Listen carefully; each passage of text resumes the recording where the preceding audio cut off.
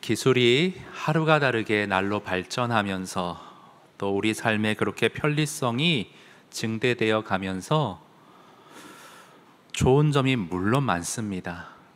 그러나 반대로 양면으로 또 한편 생각해 봐야 할 것이, 과연 편리해지면서 우리의 삶이 좋아만 지는가, 손해보는 것이 있는가 한번 정밀히 살펴볼 필요가 있을 것 같습니다.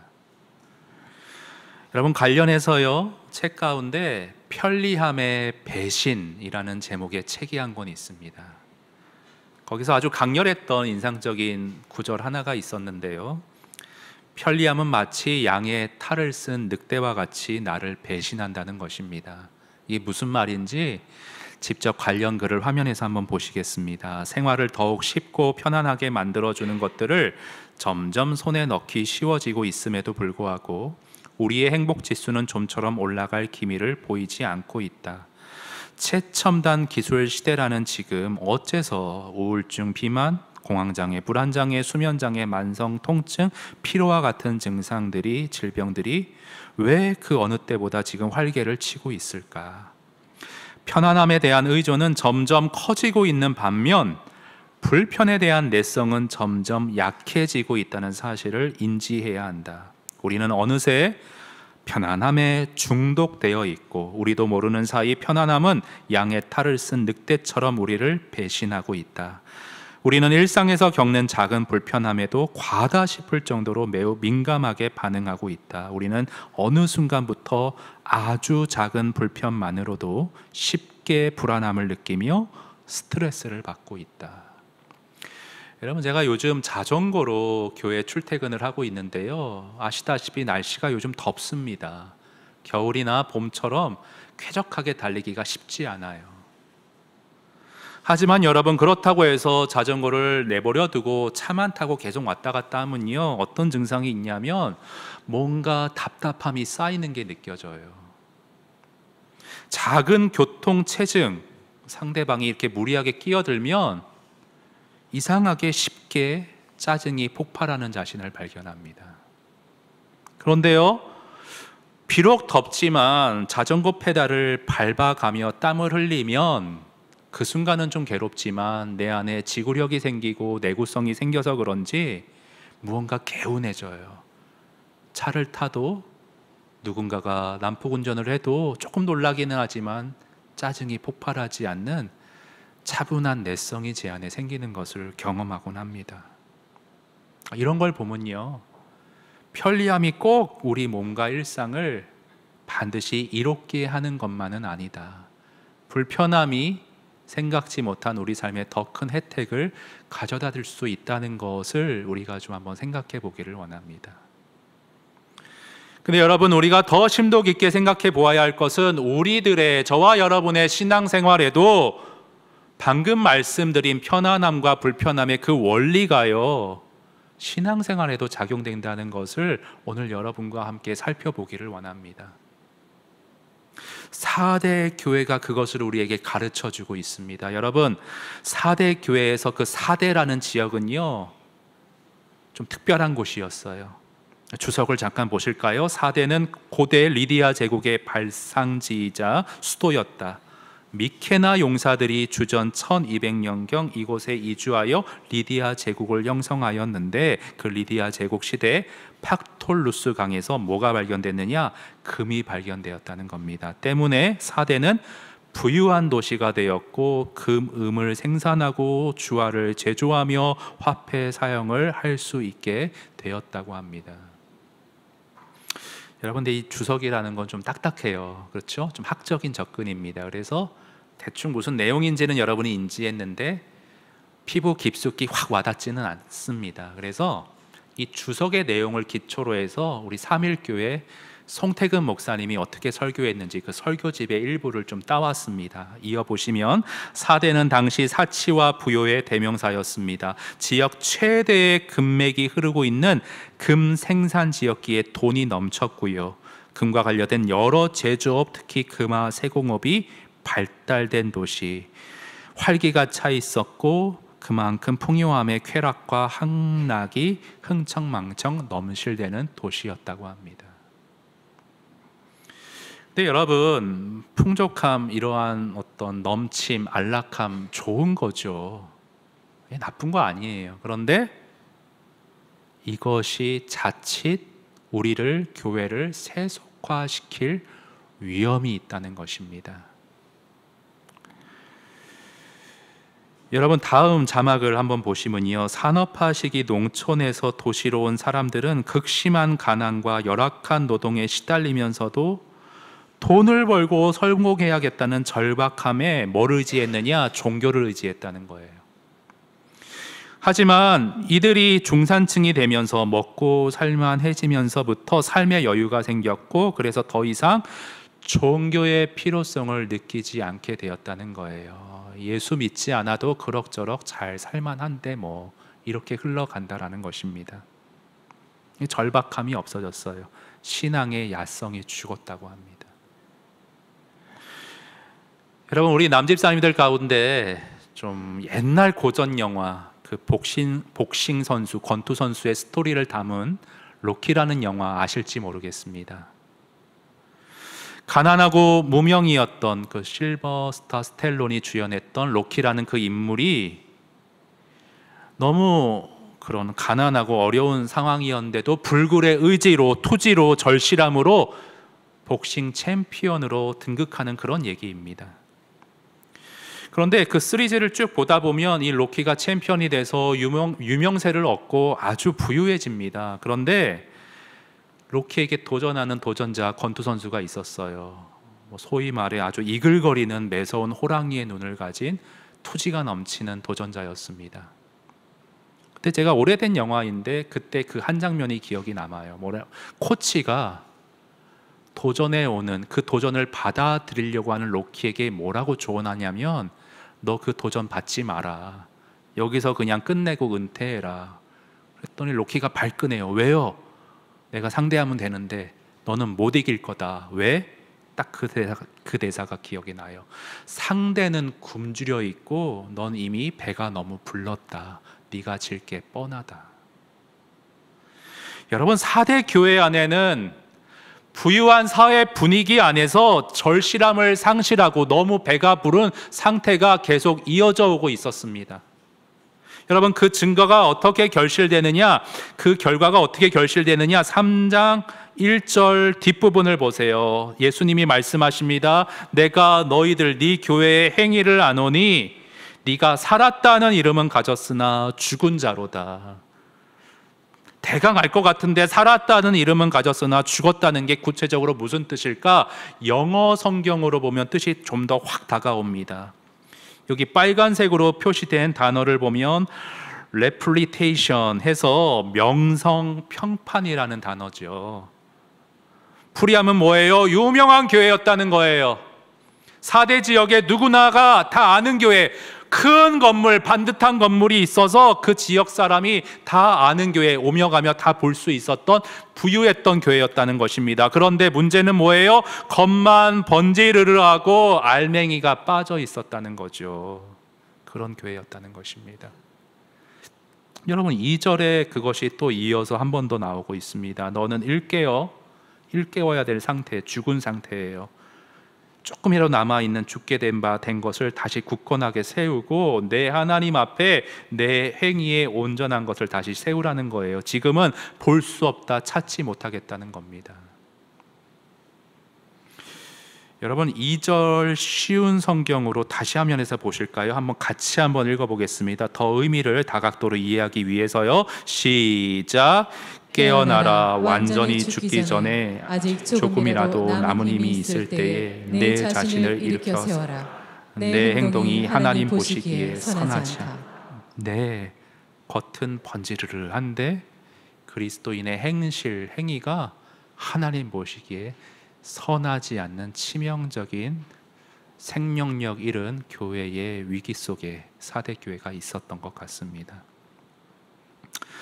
그러면 우리가 4대 교회 일만이 아니라 우리도 현대에 진입하면서 모든 게 발전하고 그 옛날 60년대, 70년대보다는 훨씬 살기가 풍족해진 지금 4대 교회의 모습이 우리 모습과 유사하게 닮아 있지는 않은지요. 그러면 같은 문제의식을 갖고 우리가 살아있다는 이름은 가졌으나 실상은 행위는 죽은 자로다, 이 함정의 늪을 어떻게 빠져나올 수 있을까, 비껴갈 수 있을까, 오늘 그것을 중점적으로 생각해 보기 원합니다. 오늘 사도 요한이 제시해주는 답은요 3절입니다. 우리 3절 한번 같이 읽어보겠습니다. 시작. 그러므로 내가 어떻게 받았으며 어떻게 들었는지 생각하고 지켜 회개하라. 만일 일깨지 아니하면 내가 도둑같이 이르리니 어느 때 내게 이르는지 내가 알지 못하리라. 여러분, 근데 그 3절을 좀 유심히 보시면, 3절을 보시면 네가 어떻게 받았으며 어떻게 들었는지 생각하고 지켜 회개하라, 이 부분이 조금 이렇게 싹 빨리 들어오지는 않으실 거예요. 저만 그런 거 아니고 다 그렇죠? 하긴 우리 성도님들은 수준이 높은 거 제가 알고 있습니다. 어제 순장반 종강 모임을 하는데 거기에서 화두는 그거였어요. 야, 연합다락방 때 성경 퀴즈 해보니까 우리가 긴장해야겠다. 너무들 성경을 잘 아신다는 거예요. 잘 아시고 3절도 잘 이해하실 것 같지만 그래도 더 분명히 알기 위해서 우리 세 번역으로 3절 말씀 다시 한번 보도록 하겠습니다. 같이 읽으시죠. 시작. 그러므로 네가 그 가르침을 어떻게 받고 어떻게 들었는지를 되새겨서 굳게 지키고 회개하여라. 기본을 되찾고 원점으로 돌이켜 다시 시작하라는 말씀이에요. 그렇죠? 그런데요, 여러분, 아까 제가 영화 로키를 말씀드렸는데 도전 받았잖아요. 결국 붙어가지고 무참하게 깨집니다.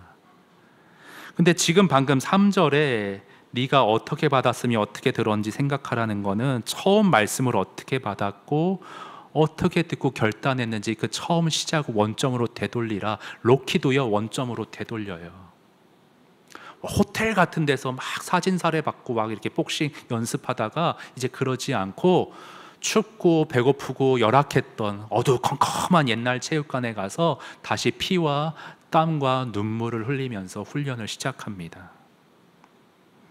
근데 문제는요, 이것을 우리 신앙에 어떻게 적용할 수 있는가? 여러분, 경제적으로 우리가 부유해져서 느슨해지고 나태해졌다면 다시 어려운 시절로 돌아가는 게 맞을까요? 아니잖아요. 일부러 내 삶에 고난이 닥치도록 기도해야 될까요? 더더욱 아니잖아요. 그러면 여러분, 우리가 부유해져서 느슨해지고 평안함 속에 오히려 이런 함정에 빠진다면 우리가 환경을 원점으로 되돌리지 않고 옛날로 돌아가지 않고 어떻게 현세의 상태를 유지하면서 우리 신앙의 절실함을 회복할 수 있을까? 그것을 오늘 생각해 보기 원합니다. 여러분, 가만 생각해 보면요, 사단이 얼마나 교묘하냐면 로키처럼 옛날 체육관으로 어려움으로 돌아간다고 정신 차리는 거 아니에요. 사단은 두 가지 술법을 상반되게 사용합니다. 부유해서 살만해서 예수 없어도 그럭저럭 삶을 이어갈 수 있어서 하나님 안 찾게 만드는 술법을 사용하고요. 근데 막상 어려움 닥치잖아요. 물론 하나님 절박하게 찾는 경우도 있어요. 그런데 많은 경우는요, 어려우면 원망하고 절망하고 주저앉아 버리는 경우들도 있어요. 사단은 우리를 너무 잘 알아요. 그래서 단순히 환경 바꾼다고 우리가 정신 차리는 건 아닙니다. 그러면 진지하게 생각해 봐야 돼요. 이 말씀 앞에서 우리가 어떻게 원점으로 되돌려서 회개해서 처음 마음을 회복하느냐, 어떻게 그것을 할 수 있느냐. 근데 이렇게 가끔 설교를 이 본문으로 설교하시는 목사님들 설교를 들어보면요, 마구 성도님들을 다그치고 몰아붙이고 윽박지르는 경우가 있어요. 뭐냐면, 왜 똑바로 안 사십니까? 왜 기도 안 하십니까? 기도하면 이렇게 하나님이 해주실 텐데 막 이렇게 야단치시는 경우들이 종종 있으세요. 근데 여러분, 그렇게 제가 오늘 설교하면 여러분이 오늘 이 말씀 듣고 저의 어떤 그런 열성을 막 외치는 그러한 어떤 다그침을 듣고, 아, 이제 정신 차려야지, 내 행위를 똑바로 해야지, 가정에서 더 섬겨야지, 여러분 이렇게 단번에 될까요? 저는 아닐 거라고 생각합니다. 제 신학과 신앙에 큰 영향을 준 멘토 목사님 가운데 제가 개인적으로 알지는 못하지만 먼발치에서 남포교회 원로 목사 박영선 목사님, 참 영향을 많이 받았어요. 이분은요, 제가 어느 신앙의 한계선에서 더 나아가지 못할 때 계속 정체되어 있을 때 거기서 한 단계 끌어올려서 다른 세계를 보게 해주셨던 분이에요. 성경의 눈을 열어주셨던 분이에요. 근데 이분의 수업을 제가 합동신학교에서 목회와 설교라는 과목을 수업하실 때 제가 청강생으로 찾아가서 수업을 받았던 적이 있거든요. 근데 젊으셨을 때는 박영성 목사님이 좀 혈기가 대단하셨어요. 그래서 막 독설처럼 직접적인 표현을 막 이렇게 하셨는데 제가 그때 너무 그게 어떤 팍 와닿아서 그대로 노트필기 한 것이 있습니다. 다는 못 적고 생각나는 거 몇 가지. 근데 뭐라고 어떤 예를 드셨냐면, 자, 행위의 온전함, 사랑해야죠. 그리스도인 사랑해야죠. 근데 이제 목회하고 설교할 신학생들 향해서 너무 팁다 악쓰지 말라는 거예요. 이제 목사님 표현이에요. 제 표현이 아닙니다. 너무 팁다 악쓰지 말라는 거예요. 사랑합시다. 뭐 하면 갑자기 와 됩니다. 주여 삼창 소리 지릅시다. 손잡고 옆에 사람과 사랑합니다 3번 외칩시다. 목사님 표현이 3000번을 해봐라 사랑이 되나 이렇게 말씀을 하시더라고요. 여러분, 멀리 갈 것 없이 가정에서 남편 아내에게 사랑의 실천 여러분 쉽습니까? 예, 미소 띄는 분들 감사합니다. 저만 그렇지 않아가지고. 단번에 됩니까? 아니요. 나는 정말 은혜 받고 좋은 마음으로 하려고 하는데 상대방은 아직 때가 안 될 때 그런 부딪힘이, 아쉬움이 있어요. 그럼 낙담되죠. 아이, 그만둘까 보다. 아니, 어떻게 해야 되냐면 단번에 되지 않지만 때를 기다리는 거예요. 기도하면서. 그러면서 내 자신이 버틸 수 있게, 마음이 낙심되지 않게 다른 은혜들, 다른 즐거움들로 내 마음을 잘 달래는 거예요. 그러다 보면 어느 순간 조금 마음이 열려요. 그러면 감사하면서 기도하면서 더 노력해보고, 그렇게 나의 부족도 그 과정에서 보이게 되고, 좀 답답하지만 뒤돌아서 한숨 몰아쉬고 더 주님 앞에 낮아지고, 그러한 시간의 과정을 통해서 사랑이 완성되어 가는 것입니다. 여러분, 박영선 목사님은 굉장히 성경을 어떤 구절을 해석할 때 성경 전체의 신학적인 안목으로 해석을 하세요. 오늘 4대 교회가 나온 그 요한계시록 3장 1절부터 6절의 본문에서 강조되는 신학적 개념 하나가 뭐냐면 종말론이라는 개념입니다. 여러분, 종말론. 우리 한번 볼까요? 우리 3장 뒷부분 보십시오. 내가 도둑같이 이르니니 어느 때에 내가 이르는지 네가 알지 못하리라. 종말에 관한 것이잖아요. 4절, 5절도 종말에 관한 것이에요. 제가 4절 읽을 테니까 5절 여러분이 한번 읽어보세요. 제가 먼저 읽습니다. 그러나 4대에 그것을 더럽히지 아니한 자 몇 명이 내게 있어 흰옷을 입고 나와 함께 다니리니 그들은 합당한 자인 영고라. 5절 시작. 이기는 자는 이와 같이 흰옷을 입을 것이요 내가 그 이름을 생명책에서 결코 지우지 아니하고 그 이름을 내 아버지 앞과 그의 천사들 앞에서 시인하리라. 예, 마지막에 생명책에 관련된, 심판에 관련된, 종말에 관한, 재림에 관한 말씀을 오늘 개념을 강조하고 있습니다. 종말의 개념하면 우리가 딱 잡히는 게 뭐냐면 깨어 있어야 된다, 언제 오실지 모른다, 정신 차려야 된다. 예, 오늘 본문이 그걸 1차적으로 강조하는 건 맞아요. 그러나 박영선 목사님은 어떤 신학적인 통찰 가운데 이 종말이라는 개념을 단순히 딱 직관적으로 들어오는 것 외에 조금 더 깊이 있는 풀이를 해내고 계세요.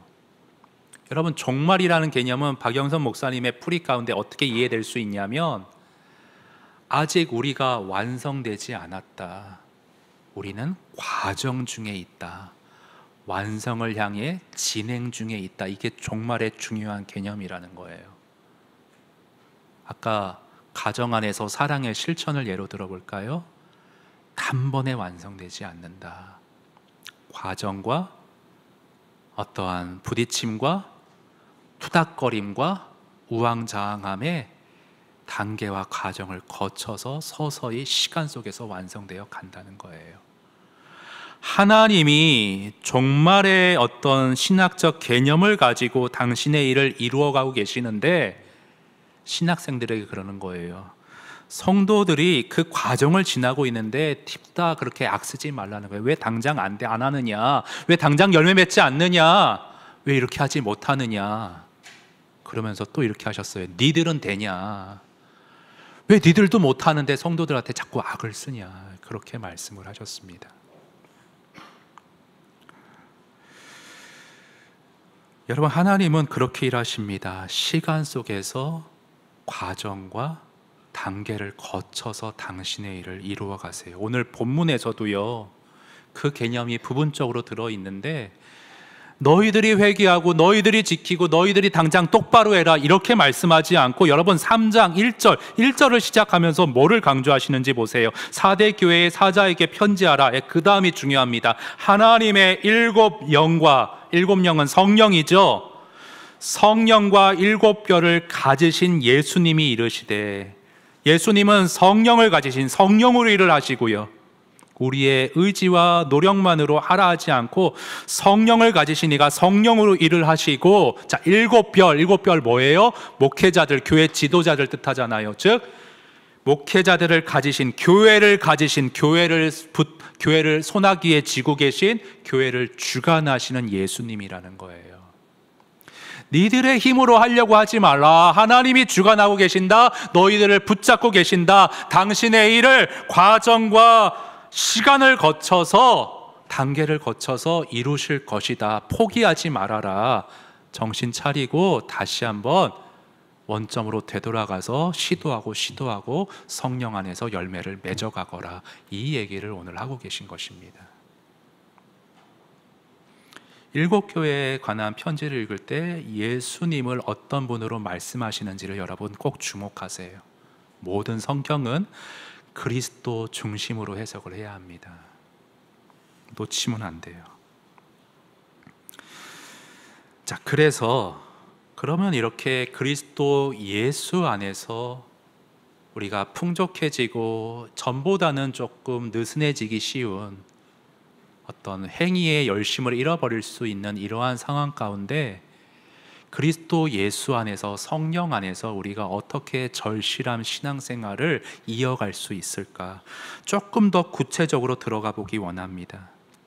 오늘 본문에는 그런 구체적인 게 나와 있지 않아요, 여러분. 그러나 성경에는 구절 사이에 행간을 읽어낼 수 있어야 돼요.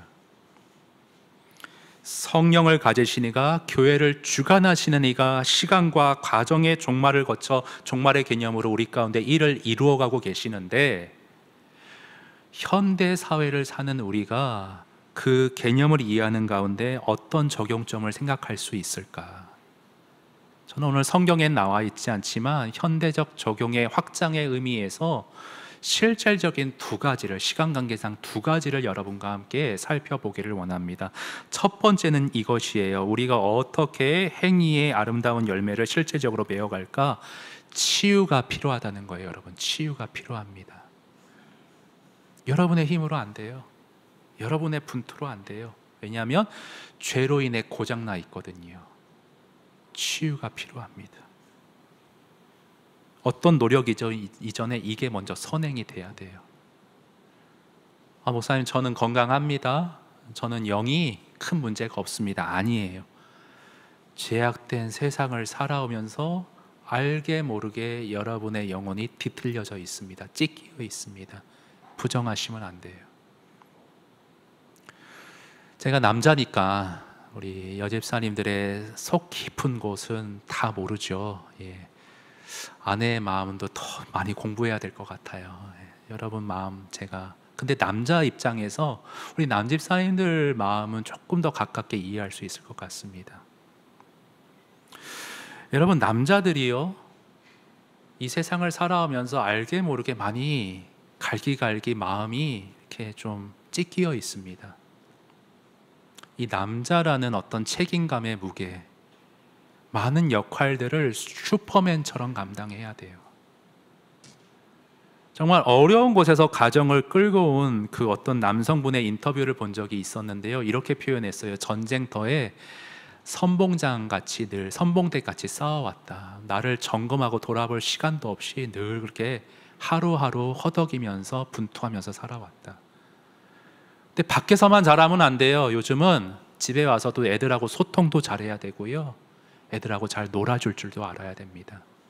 많은 역할들이 기대되고 있어요. 그리고 또 하나의 스트레스가 어떤 게 있냐면 20대, 30대 때는 열정으로 일을 시작했는데 뭐라 그럴까 반복되는 일 가운데 매너리즘에 빠지고 열정이 식어져 버려서 정말 하기 싫은데 가장의 책임 때문에 어쩔 수 없이 떠밀리듯이 매일 출근을 해야 하는 무거운 발걸음이 마음을 짓누르는 경우들이 있습니다. 또 남자의 최대의 그 어려운 게 뭐냐면 감정 표현을 억제하도록 문화적으로 그렇게 알게 모르게 훈련을 교육을 받습니다. 제가 지난날 이렇게 살아온 과거에 어린 시절임에도 분명하게 기억나는 몇 가지 장면이 있어요. 제가 어릴 때 눈물이 많았습니다, 여러분. 참 감성이 풍부한 소년이었어요. 근데 우리 사촌 형님은 굉장히 남성다운 덩치도 크시고 이런 분인데 저한테 딱 이렇게 말씀하셨어요. 제발 여자애처럼 질질 짜지 말라고. 그게 어릴 때 탁 각인이 된 것 같아요. 아, 이렇게 막 울고 하는 건 창피한 일이구나. 또 하나 뭐가 있냐면 제 아버지가 정말 좋은 목사님이셨어요. 진실된 분이셨어요. 근데 믿음이 너무 좋으셨어요. 제가 학교 다니면서 예민한 학생이었습니다. 인간관계, 친구관계가 그냥 넘어갈 수 있는 것도 저는 너무 힘든 거예요. 그래서 아버지한테 상담을 했어요. 아버지, 이러한 게 좀 힘이 듭니다. 근데 뭐라고 하셨냐면, 야, 삼녀라, 믿음으로 주님께 맡기고 기도하면 되지. 뭘 그런 걸로 고민하냐. 2번 다시 아버지를 찾아가지 않았습니다. 이렇게 하는 거는 믿음 없는 행동이구나.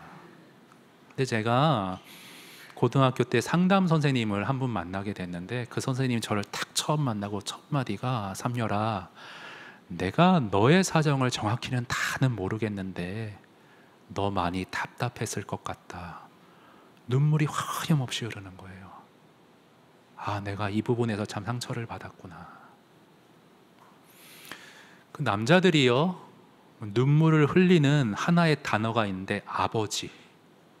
어제 신방한 집사님은 저보다 2살 아래인데 아버님 얘기하면서 우셨는데 아내분이 우는 거 10년 만에 처음 본대요. 네.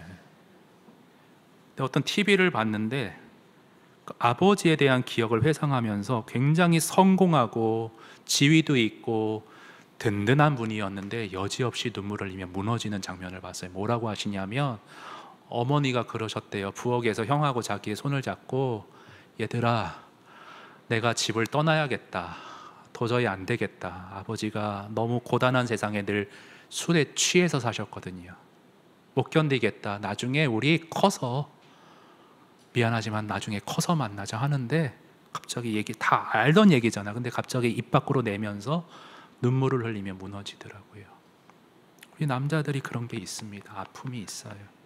그런데 그러한 것을 표현하지 못하도록 억압받고 있어서 마음이 힘들고 무언가 영혼이 온전하지 못해지는 거예요. 글을 하나 보실까요? 남자 아이들에게 자신의 나약함을 경멸하도록 가르치는 것은 그 아이들 스스로 자신의 영혼을 죽이도록 사회화하는 한 가지 방법이다. 남성의 마음에 있는 죄송합니다. 상처 입은 남자들은 가부장적 남자다움의 모습을 따르느라 그들 자신이 버렸던 자아를 완전하게 회복해야 한다. 그러한 회복은 남성이 온전함을 되찾기 위해 필요한 토대이다. 그러니까 아까 여러 역할을 잘해야 되잖아요. 밖에서 잘해야 되고 안에서 잘해야 되고. 근데 주일날 목사가 와서 더 잘하라고 이렇게 막 윽박지르면 제가 정말 돕는 게 아니죠. 이렇게 말씀드리고 싶어요. 여러분의 삶을 소유하고 계신, 책임지고 계신, 붙들고 계신 주님의 손 안에서 우리 남자 집사님들, 또 마찬가지로 같은 죄악된 세상을 사시는 여자 집사님들, 여러분의 구멍난 상처들을 주의 은혜 안에 온전히 회복하실 수 있기를 바랍니다. 그래야 온전히 회복된 치유된 심령 가운데 주님의 아름다운 행위에 원하시는 열매가 맺힐 수가 있는 거예요. 여러분, 이 순서를 잊지 마, 간과하지 마세요.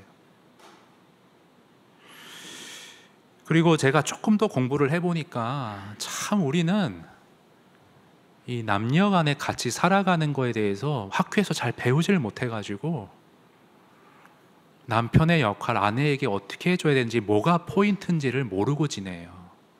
근데 제가 이렇게 좀 더 흥미가 있어서 공부해 보니까 아내와의 남편과의 관계에서 가장 우리가 힘써야 될 것은 친밀함이더라고요. 노력해야 돼요. 그러니까 성경보다 이 드라마나 영화가 참 일반 은총이 배울 게 많은 게, 여러분 제가 주례했을 때 그 모래시계의 대사 하나를 제가 이렇게 인용하거든요. 거기 강우석 검사가 프로포즈 할 때 이런 말을 합니다. 여자가 나를 사랑하냐고 물어요. 근데 강우석 검사가 사랑이라는 건 노력하는 거라고 생각합니다. 평생 노력할 준비가 되어 있습니다. 이런 말로 안 되겠습니까? 와, 목사보다 진짜 멋있는 것 같아요. 나는 왜 저런 걸 몰랐을까? 노력해야 돼요. 친밀해지도록. 그냥 저절로 되는 거예요. 노력하셔야 돼요. 어떻게 친밀해질 수 있는가? 성경적인 거예요. 내 뼈 중에 뼈요 살 중에 살이라고 하셨잖아요. 그 제리 맥가이어라는 흘러간 영화 중에 명대사가 있습니다. 그 아내한테 이렇게 탐 크루즈가 얘기를 합니다. You complete me. 당신은 나를 완성시켜준다. 이 문화의 학습을 잘못 받아서 아내한테 이 얘기를 못 하겠더라고요.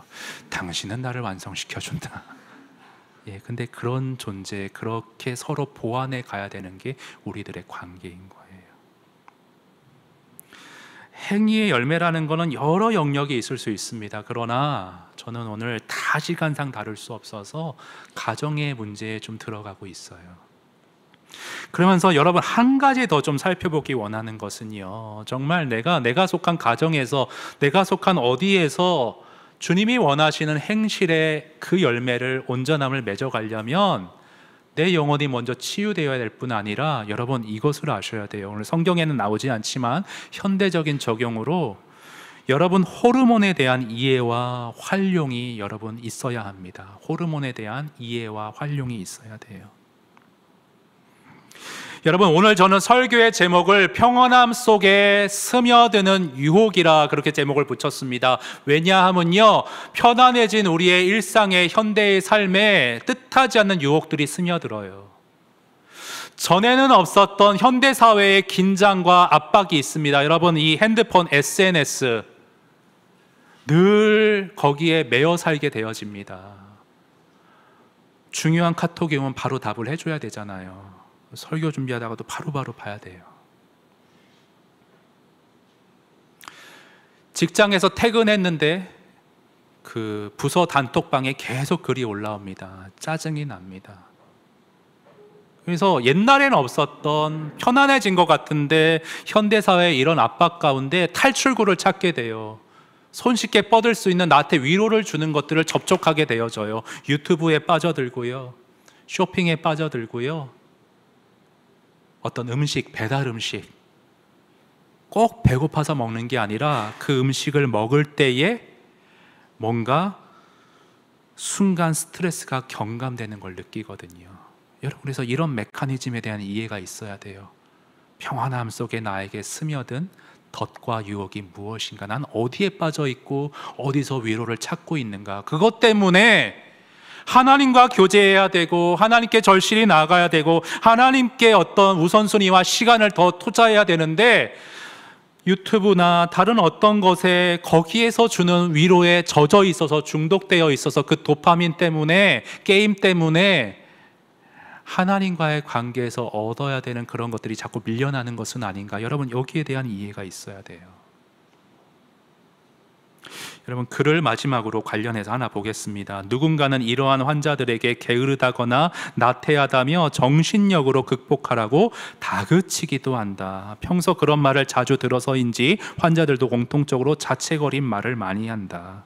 자신의 노력이 부족하기 때문이라고 말이죠. 그러나 30여 년 동안 여러 환자를 만나며 깨달은 사실은 모든 문제, 건강뿐 아니라 모든 삶의 문제는 결코 노력만으로 해결될 수 없다는 것이다. 사람은 태어나서 죽을 때까지 몸 안에 돌고 있는 호르몬의 영향을 받는다. 우리 몸속에서는 아주 다양한 호르몬이 분비되어 서로 복잡하게 관여한다. 이 호르몬 간의 조화가 우리 감정과 행동에 깊은 영향을 미친다. 즉 호르몬의 균형이 깨진 상태에서는 단순히 노력만으로 증상을 개선하기가 어렵다는 것이다. 특히 호르몬의 문제로 의지를 발휘하기 더 어려운 경우도 있다. 그래서 나는 동기부여에 영향을 주는 호르몬 도파민에 더욱 주목할 수밖에 없었다. 호르몬의 문제로 의지를 발휘하기 어려워요. 삶의 신앙의 열매를 맺어가기 어려운 것들이 있어요. 도파민의 어떤 중독이 있거든요. 도파민 어떤 게 있어요? TV 시청, 술, 담배, 어떤 성적인 자극, 게임, 새로운 어떤 짜릿한 경험, 그런 것들을 적절히 내가 통제하여 사용하면 좋은데 사람은 통제하기보다는 거기에 매여 달리게 되죠. 왜 유튜브의 개미지옥에 내가 자꾸 빠져드는가? 호르몬의 영향, 도파민의 어떤 영향들, 거기에 매여 가기 쉬운 나를 여러분 잘 이해하셔야 돼요. 여러분 그러면서 도파민과 함께 우리 삶의 균형을, 통제를 잡아주는 여러 다른 호르몬들을 여러분이 아셔야 되는데, 여러분 만약에 산책이나 운동을 예로 들자면 이 햇빛을 따뜻하게 받으면 세로토닌이라는 행복 호르몬이 나온다고 합니다. 그리고요 엔도르핀이라고 유산소 운동을 하면 몸을 움직이고 땀을 흘리면요 엔도르핀이라는 유산소 운동 그 어떤 호르몬이 나와가지고 신체의 소화 기능을 활성시키고 음식을 잘 받게 해서 내 몸을 호르몬을 어떤 딱 내구성 있게 균형을 잡아준다고 합니다. 근데 현대 사회는 그런 것들이 자꾸 없어지죠. 편해져가지고 다른 중독에 빠져들게 됩니다. 그리고 여러분 꼭 빠지지 않는 게 호르몬이 옥시토닌이라는 사랑의 호르몬인데, 어떤 사랑의 관계 가운데 가족 간에 얻을 수 있는 호르몬. 근데 저는 이 호르몬은 궁극적으로 주 예수 그리스도와의 친밀한 동행과 교제 속에서 얻을 수 있다고 생각해요. 메커니즘을 잘 아셔야 돼요. 내가 현대 생활 가운데 편안함 속에 지금 어디에 유혹받고 빠져 있는가, 무엇으로 대처해야 되고 균형을 잡아가야 되는가. 각자가 틀릴 것이에요. 저는 원리를 말씀드리지만 오늘 행위의 열매를 맺기 위한 어떤 절실함에 주님께 꼭 붙어 있기 위한 균형을 잡기 위해서 어느 부분을 내가 간파해서 파악하고 어느 것을 대처하고 어떻게 무엇으로 균형을 잡아가야 할지 성령 안에서 지도함 받는 오늘의 실질적인 말씀이 되었으면 좋겠습니다. 여러분 오늘 어떤 찬양의 하나의 가사가 오늘 설교를 쫙 요약해 주는 게 있는데요, 마음이 상한 자를 고치시는 주님 한번 띄워주시겠어요? 가사를 보시면 먼저 우리가 행위의 온전함을 회복하려면, 신앙의 절실함 가운데 은혜를 회복하려면 우리가 치유받아야 돼요. 나를 주관하시는 하나님 손에 나를 맡겨드려야 돼요. 2절 가사 보실까요? 세상의 다른 도파민이 아니라 성령으로 채우사 주의 임재 속에 은혜를 맛보아 알아갈 때 주 뜻대로 살아가며 종말의 세상 끝날까지 나를 빚으시고 새날 열어주시는 신앙생활의 영역들을 경험해 갈 줄로 믿습니다. 여러분, 하나님은 살아계시고 우리의 기도에 응답하십니다. 오늘 말씀을 여러분이 성령 안에서 이해하시고 이 기도를 오늘 찬양뿐 아니라 여러분의 일주일의 삶 가운데 계속해서 이어가신다면 반드시 여러분의 멘토요 가해 선생님 되시는 성령 하나님께서 여러분의 삶을 치유하시고 호르몬의 영향을 받는 나를 총체적으로 이해해서 여러분 삶에 살았다는 이름에 걸맞는 행위의 온전한 열매를 아름답게 맺어 가실 수 있을 줄로 믿습니다. 여러분, 오늘 기도하는 심령으로 이 찬양 함께 부르도록 하겠습니다. 마음이 상한 자를 고치시는 하나님, 나를 주관하여 주시옵소서. 인도하옵소서. 자유케 하시고 새 일을 행하여 주시옵소서. 우리 함께 찬양하시겠습니다. 마음이 상한 자를 고치시는 주님, 하늘의 아버지 내 주관하소서. 주의 길로 인도하사 자유케 하소서. 새 일을 행하사 부게 하소서. 의에 줄이고 목이 마르니 성령의 기름 부소서. 의에 줄이고 목이 마르니 내 잔을 채워 주소서. 성령으로 채우사 주보게 하소서. 주의 임재 속에 은혜 알게 하소서. 주 뜻대로 살아가리 세상 끝날까지. 나를 믿으시고 새날 열어주소서. 의에 줄이고 목이 마르니 성령의 기름 부소서. 의에 줄이고 목이 마르니 내 잔을 채워 주소서. 의에 줄이고 목이 마르니 성령의 기름 부소서. 의에 줄이고 목이 마르니 내 잔을 채워 주소서. 사랑하는 성도 여러분, 이 시간 4대 교회를 향한 사도 요한의 절실한 외침이 오늘 이 자리에 예배드리는 나를 향한 외침으로 들릴 수 있기를 원합니다. 남의 얘기가 아닙니다. 살았다는 이름은 가졌으나 네가 행실은 죽어있는 자 같다는 지적이 피하고 싶지만 뼈아픈 나를 향한 지적은 아닌지요. 여러분, 얼마나 여러분이 살아가는 가정에서, 여러분이 속해 있는 곳에서, 교회 안에서 하나님이 원하시는 모습의 행실의 열매를 얼마나 꽃 피우고 계십니까? 그러나 여러분을 다그치고 몰아붙이지 않기 원합니다. 저와 여러분은 치유가 필요한 극률한 존재들입니다. 여러분을 붙잡고 교회와 우리의 삶을, 신앙을 주관하시는 주 예수 그리스도께서 점차적으로 은혜 가운데 저와 여러분을 치유하시고 완성해 갈 줄로 믿습니다. 여러분, 그 믿음 가운데 내어놓으십시오. 주님, 저도 모르게 제 안에 이러한 찢김이 있습니다. 이러한 상처가 있습니다. 누군가에게는 말하지 못했지만 눈물 흘리며 무너질 수밖에 없는 나의 아픔이 있습니다.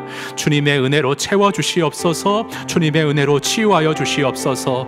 주님의 온전함 가운데 회복케 하시는 은혜 가운데 주님의 은혜에 힘입어 예수 그리스도 안에서 주님이 원하시는 행실의 열매를 맺어가는 가정 안에서 사랑을 꽃피우고 실천하는 저의 삶이 될 수 있도록 주님 치유하여 주시옵소서. 우리 주님을 의지하며 주님께 맡기며 주님 앞에 나아가 함께 기도하겠습니다. 기도합니다. 하나님 아버지,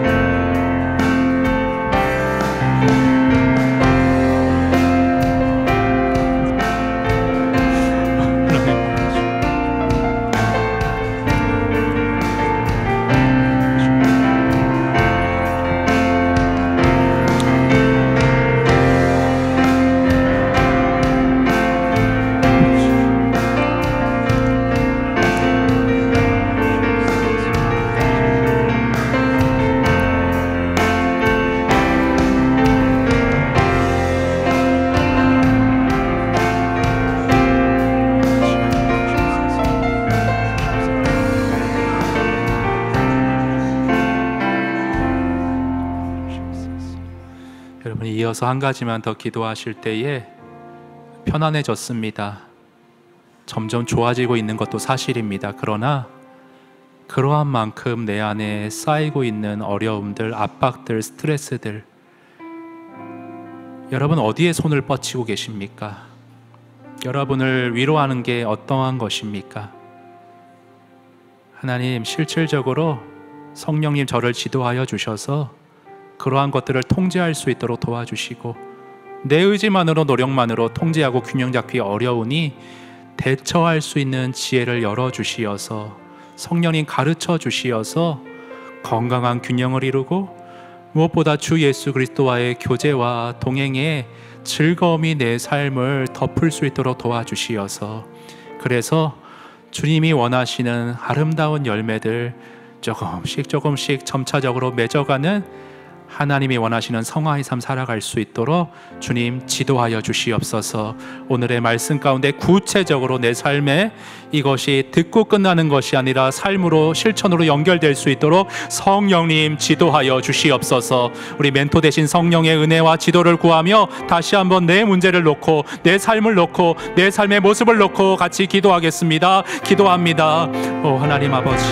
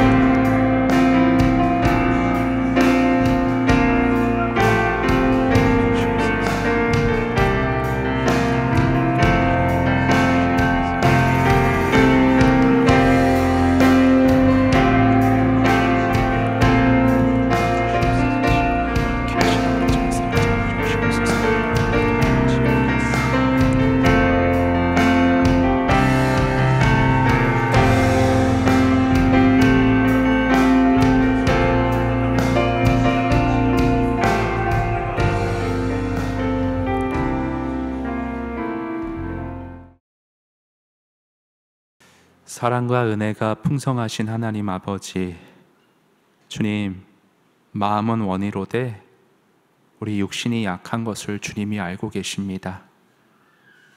험한 세상살이에서 나도 모르게 찢기고 억눌려 있고 여러 가지 안 좋은 기억과 삶의 자국들이 내 영혼을 병들게 하고 있다는 것 주님이 알고 계십니다.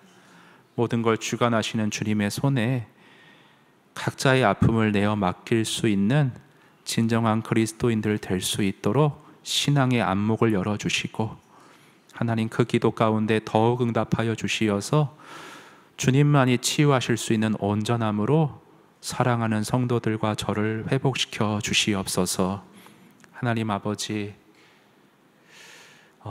우리에게 지혜와 계시의 영을 또한 부어 주시어서 지혜롭게 우리 몸속에 흐르고 있는 호르몬을 잘 이해할 수 있도록 도와주시고, 나도 모르게 현대사회에서 눌리고 빠져드는 어떠한 것들이 왜 그런 현상이 일어나는지, 무엇으로 대처해야 하는지 성령께서 열어주시고 가르쳐 주시어서 내 삶을 잘 통제하고 주님 원하시는 행위의 온전한 열매를 각자가 가정 안에서 삶의 자리에서 주와 함께 기쁘게 맺어가는 신앙생활 될 수 있도록 인도하여 주시옵소서.